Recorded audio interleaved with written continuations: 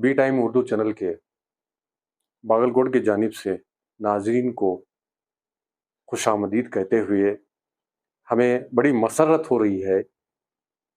आप सब ने हमें बहुत ही उम्दा तरीके से हिम्मत अफजाई कर रहे हैं, मगर अफसोस की ये बात है कि हमारे इस चैनल को सब्सक्राइब नहीं किया जा रहा है। हम आपसे दरख्वास्त करते हैं कि सब्सक्राइब करें और बेल आइकन को दबाएं। आइए नाजरीन, आज के हमारे ख़ास मेहमान हैं जनाब GM तरफदार साहब, हमारे शहर बागलकोट अंजुमन इदारे के साबिक सदर भी हैं। आइए हम उन्हीं से रूबरू होते हैं जनाब GM तरफदार से। औज़ु बिल्लाहि मिनश शैतानिर रजीम, बिस्मिल्लाहिर रहमानिर रहीम। डॉक्टर अल्लामा इकबाल और उर्दू के बानी, हमारे इंडिया के पहले एजुकेशन मिनिस्टर अबू कलाम आज़ाद साहब की पैदाइशी मौके पर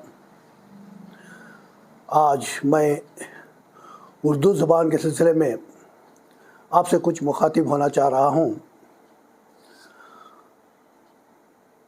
बी टाइम्स उर्दू चैनल के तरफ से आपके रूबरू हो रहा हूँ। उर्दू ज़बान लोग समझते हैं कि ये मुसलमानों की ज़बान है, मगर ये कोई मुसलमान या किसी मज़हब से ताल्लुक़ रखने वाली ज़ुबान नहीं है।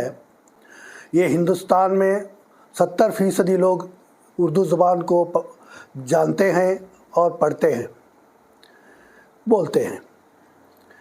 हमारे लोगों में ये गुमान है कि उर्दू तालीम से हमारे बच्चों का फ्यूचर नहीं है, लेकिन हकीकत ये है कि मैं एक छोटी सी मिसाल हमारे बागलकोट अंजुमन रिफ़ाए आम के तरफ देना चाहता हूँ कि हमारे वहाँ जितने भी बच्चे तालीम हासिल किए हैं, इनमें बहुत से लोग इंजीनियर हुए हैं, डॉक्टर्स हुए हैं और जज हुए हैं, वकील हुए हैं और साइंसदान भी हुए हैं, और कई लोग प्रोफेसर बनकर भी अपनी रोज़ी कमा रहे हैं। अगर ये उर्दू न पढ़ते, अंग्रेज़ी पढ़ते, तो दोनों में फ़र्क ये होता कि जो आपके अंदाज़े के हिसाब से उर्दू पढ़ने वाले लोग, उनका फ्यूचर नहीं है, तो मैं ये बताना चाह रहा हूँ कि इन लोगों का फ्यूचर आज इतना बेहतरीन हो गया है कि आज इनके बच्चे आला तालीम हासिल कर रहे हैं। इनके तरफ से अच्छे अच्छे ख़ानदान रोज़ी पे लग गए हैं। ये ज़ुबान सिर्फ मुसलमानों की नहीं है, इसलिए कि इस ज़ुबान में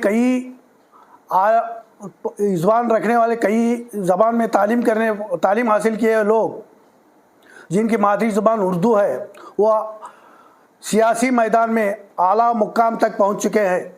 मैं चंद मिसालें आपको देना चाहता हूं। हमारे कर्नाटक के साबिक चीफ मिनिस्टर वीरेंद्र पाटिल साहब की ज़ुबान उर्दू थी, तालीम उर्दू में हुई। इसी तरह खरगे साहब जो आज कांग्रेस के आलमी सदर हैं, इनकी मादरी ज़ुबान भी उर्दू है और ये उर्दू में तालीम हासिल किए हैं। साबिक चीफ मिनिस्टर धर्म सिंह साहब भी उर्दू, उनकी मादरी ज़ुबान उर्दू थी और वो उर्दू में तालीम हासिल करके वकालत की, फिर वो चीफ मिनिस्टर बन गए। और वाजपेयी साहब की ज़ुबान भी उर्दू थी, उन्होंने भी उर्दू में तालीम हासिल की और वो एक शायर भी थे। क्या वो आला मुकाम तक नहीं पहुँचे? इसीलिए मैं हमारे लोगों से आजीज़ाना गुजारिश करता हूं कि आप उर्दू पढ़ाने से अपने बच्चों का फ्यूचर नहीं है, ये गलत है। आप अपने बच्चों को उर्दू में तालीम दिलाइए, उनका फ्यूचर भी अच्छा होगा। चंद लोगों का ये भी ख्याल है कि उर्दू स्कूल्स में तालीम ठीक नहीं होती, टीचर्स उर्दू अच्छी तरह से पढ़ाते नहीं हैं, मगर ये गलत है। जितने भी टीचर्स हैं उनमें मिनिमम 70-80% अच्छे से अच्छे टीचर्स हैं। एक 10% लोग से पूरे 80% लोगों को बदनाम करना अच्छा नहीं है। आजकल उर्दू में दाखिले कम होने से उर्दू स्कूलों का सफाया हो रहा है, स्कूलें कम हो रहे हैं। आगे हमारे बच्चों की फ्यूचर जो उर्दू में पढ़कर कोई टीचर्स बनना चाहते थे, उनके लिए आप एक रास्ता रोक रहे हैं। अगर आप अपने बच्चों को उर्दू में तालीम दिलाकर उन्हें अंग्रेज़ी में माहिर बनाइए तो आप बच्चों का फ्यूचर बहुत अच्छा होगा। अल्लामा इकबाल का एक शेर है, नशा पिलाकर गिराना तो सबको आता है, नशा पिलाकर गिराना तो सबको आता है, मज़ा तो जब है कि गिरतों को थामने साकी। इसी तरह उर्दू को गिराने की कोशिश ना करें, इसे थामने की कोशिश करें। उर्दू ज़ुबान के सिलसिले में आजकल सरकार भी उर्दू की फ़रोग के लिए बहुत कोशिश कर रही है। इसमें हमारा ताउन होना बहुत ज़रूरी है। अब जो Urdu channel B Times Urdu के नाम से जो एक नया चैनल शुरू हो गया है, जनाब मुंशी साहब सारवाट, एडिटर मोहम्मद आरिफ बेपारी, कैमरामैन आसिफ नदाफ, इनकी कोशिश है कि ये उर्दू को फ़रोग दें, उर्दू हर एक के घर तक पहुँचे, उर्दू में हर बच्चा तालीम हासिल करे। इनकी कोशिशों को अल्लाह ताला कामयाबी अता फरमाए। मैं इनका बहुत ही शुक्रगुज़ार हूँ कि इन्होंने मेरे चंद ख़यालात को अपने इस चैनल के थ्रू आप तक पहुँचाया है। इसके लिए मैं इनका और एक बार शुक्र अदा करते हुए मैं अपनी बात को ख़त्म करता हूँ।